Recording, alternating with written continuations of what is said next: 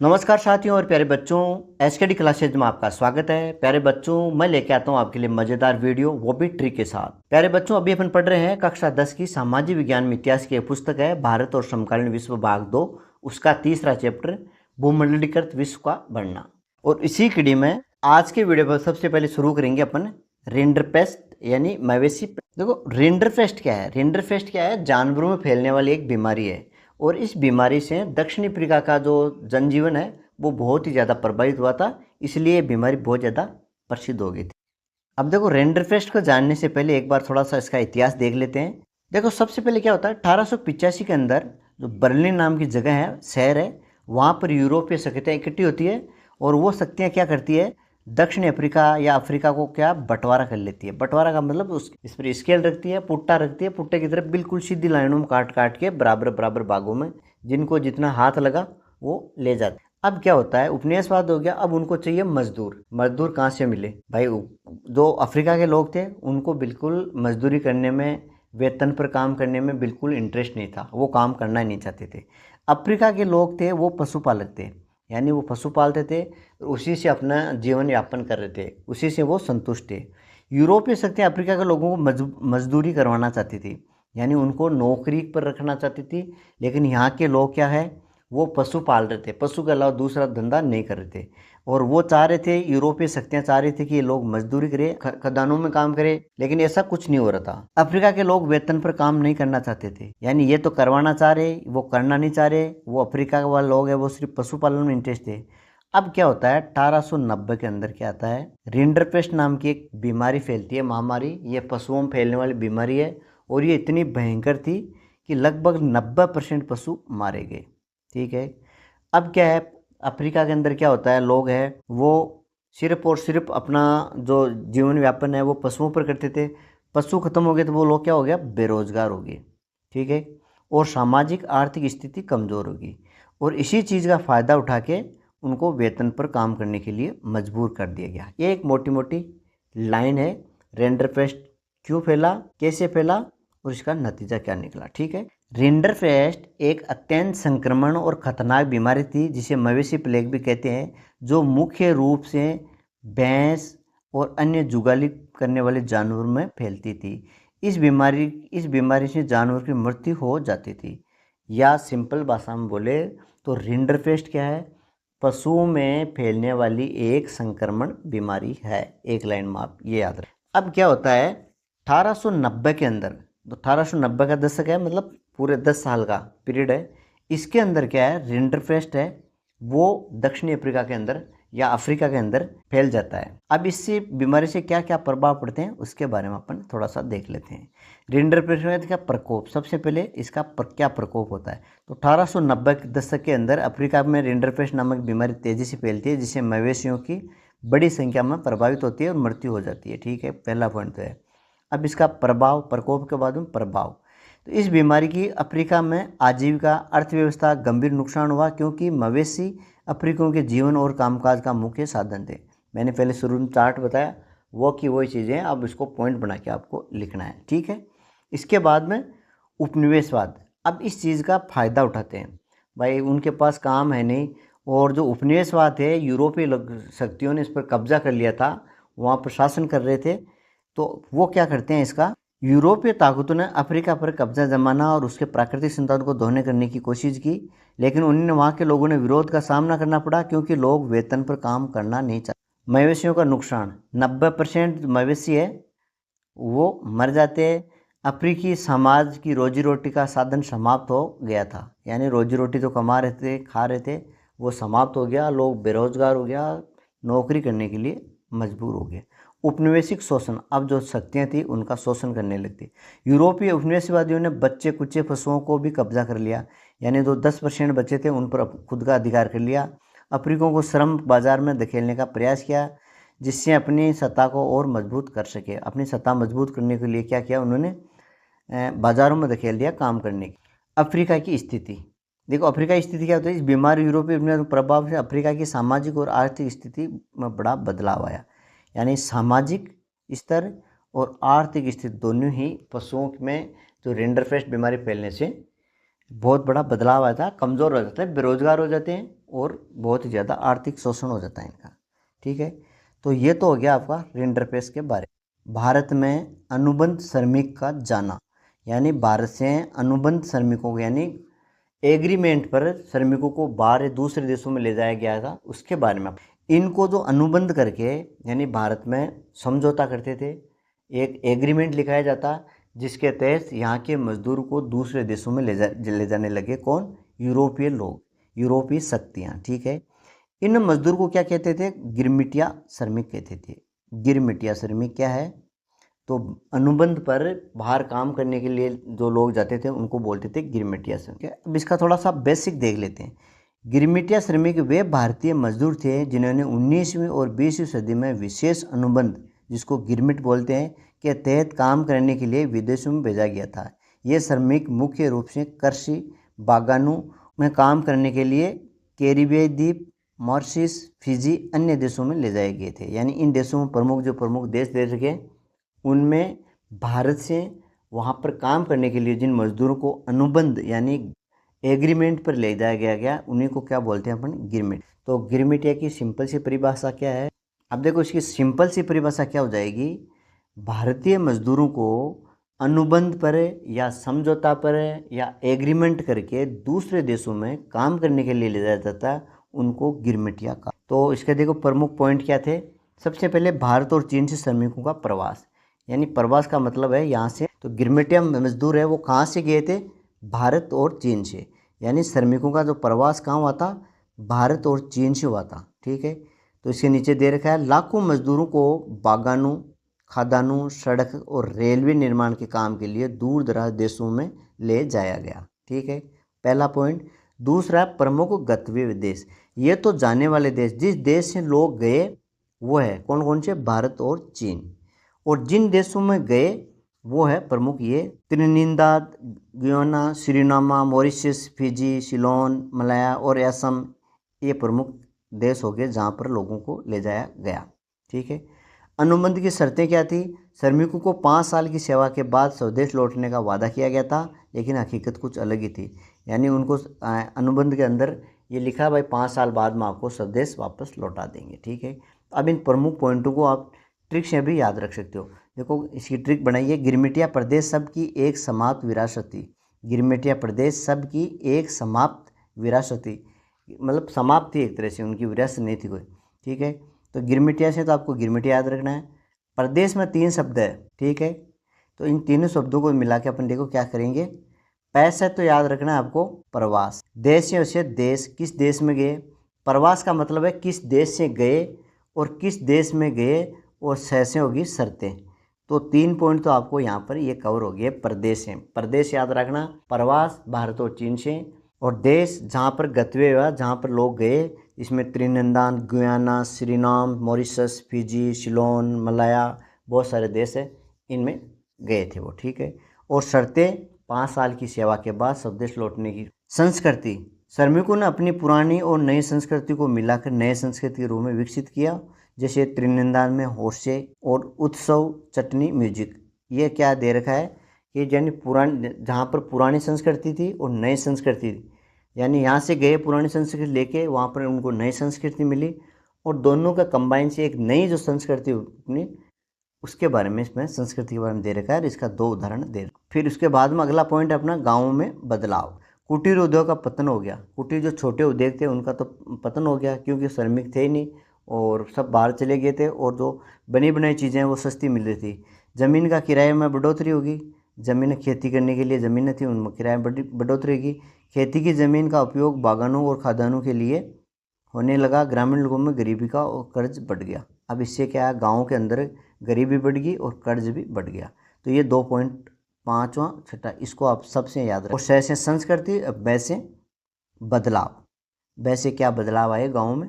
एजेंटों की भूमिका, एक से आपको याद रखना है एजेंटों की भूमिका। एजेंटों की भूमिका था, एजेंट मजदूर की झूठी जानकारी देकर अनुबंध के लिए फुसलाते थे और कभी कभार अपहरण भी कर लेते थे। यानी उनको झूठा लालच दिया जाता था और कभी कभी नहीं मानते तो उनका अपहरण कर लिए जाते थे, ये एजेंटों। और कैसे हो गया आपका कठिन जीवन। ठीक है, कठिन जीवन, उनका जो जीवन था वो बहुत कठिन होता। नए स्थान पर जा रहे हैं, नए देश में जा रहे हैं, तो वहाँ का जो जीवन था बहुत ही कठिन होता गया। श्रमिकों की उम्मीद के विपरीत कठोर जीवन और काम की स्थिति का सामना करना पड़ा और उनके पास कानूनी अधिकार नहीं थे, कानूनी अधिकार कुछ नहीं थे। ठीक है। और लास्ट में क्या होता है, अनुबंध समाप्ति होती है, उनका विरोध होता है, आंदोलन होता है और इस प्रथा को, जो गिरमिटिया प्रथा थी, उसको ख़त्म कर देते हैं। कब करते हैं? 1921 में। तो भारतीय राष्ट्रीय नेताओं ने इस प्रथा के अपमानजनक मानकर विरोध किया, जिसके परिणाम स्वरूप 1921 में इसे समाप्त कर दिया जाता। ठीक है, समाप्ति, ये प्रथा समाप्त होती है। अब विरासत का मतलब है वो लोग कुछ नहीं लौटे, वहीं रहने लगे, वो देश उनकी विरासत हुई। देखो गिरमिटिया से तो आपको गिरमिटिया याद, प्र से याद है प्रवास, यानी किस देश से गए, भारत और चीन से दूसरे देशों। देश, किस देश में गतवे गए, कहाँ जाकर रहने लगे। ठीक है, तो गुयाना, मॉरिशस, असम वगैरह इनमें रहने लगे। से आपको याद रखनी है शर्तें। शर्तें क्या थी भाई? 5 साल के लिए आपको अनुबंध लिया जाता है, 5 साल बाद में आपको स्वदेश लौटा दिया जाएगा, लेकिन ऐसा कुछ हुआ नहीं। से संस्कृति, यानी यहाँ की लोग संस्कृति, वहाँ पर नई संस्कृति मिल, दोनों से मिलकर नई ही तीसरी संस्कृति मिल गई। बिल्कुल। बै से बदलाव, यानी गाँव में क्या क्या बदलाव आए। गाँव के अंदर कुटीर उद्योग का पतन हो गया, खेती का पतन हो गया, ज़मीन है वो खदानों और बागानों के लिए काम में ली जाने लगी। एक से है एजेंट की क्या भूमिका थी। एजेंट क्या थे? उनको बहलाती फुसलाकर अनुबंध के लिए तैयार करते थे और नहीं मानते तो उनको अपहरण कर लेते थे और उनको बाहर भेजने में वो अपना पैसे ऐंठ रहे थे, कमा रहे थे। कैसे? कठिन जीवन, यानी यहाँ से जाने के बाद नए देश में कैसा जीवन था उनका? बहुत ही ज़्यादा कठिन जीवन था, बहुत ज़्यादा यातना सहन करनी पड़ती, उनकी कोई इज्जत नहीं थी, आने नहीं देते थे। समाप्त, इस गिरमिटिया जो प्रथा थी उसका समापन होता है 1921 में।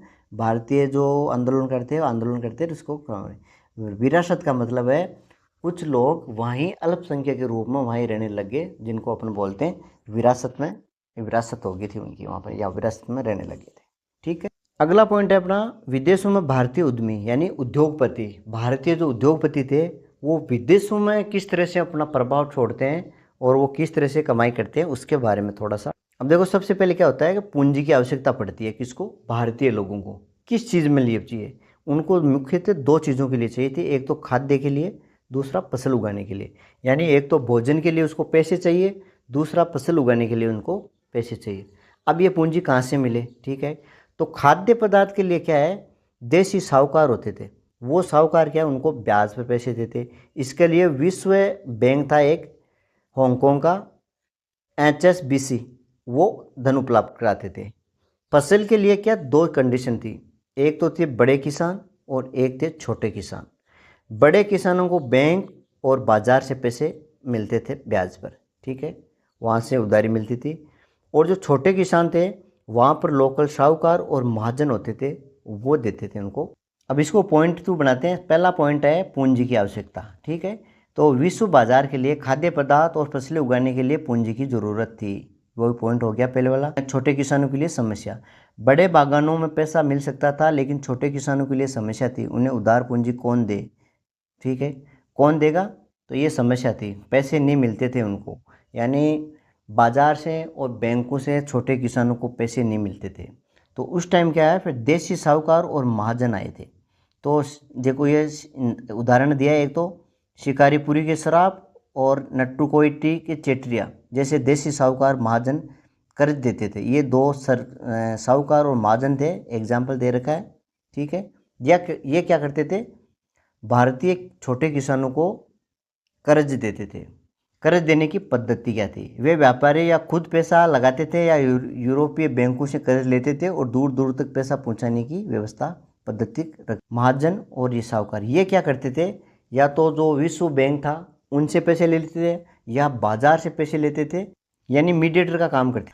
अब इससे क्या आता है, व्यावसायिक संगठन का विकास, यानी वो यूरोप गए, यूरोप में वहाँ के लोगों के साथ वो अफ्रीका में भी पहुँच गए थे।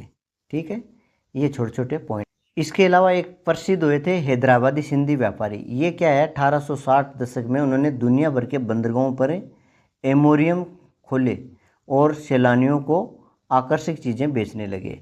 यानी वहाँ पर एम्पोरियम खोल के और सजा के और वो चीज़ें बेचने लगे। यानी उस ज़माने में हैदराबादी जो सिंधी थे वो इतने बढ़ चढ़ के या इतने विकसित हो गए थे। ठीक है, तो ये तो था अपना मेन पॉइंट, विदेशों में भारतीय उद्यमों की जो व्यवस्था थी वो। अब इसको आप पॉइंट में लिखो या एक साथ इस तरह से भी लिख सकते हो। वही चीज़ है, विदेश में भारतीय उद्यमों ने विश्व बाजार के लिए फसलें उगाने और खाद्य पदार्थों का उत्पादन करने के लिए पूंजी जुटाई।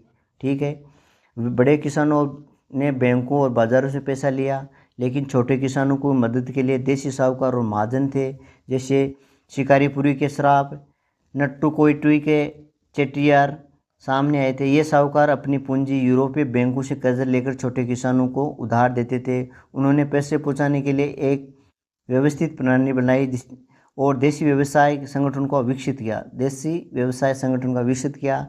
भारतीय व्यापारी जैसे हैदराबादी सिंधी अफ्रीका और दुनिया के अन्य हिस्सों में भी व्यापार के लिए पहुंचे। 1860 के दशक में बंदरगाहों पर अपने बड़े स्टोर खोले जहां सैलानियों को आकर्षक वस्तुएं बेचते थे।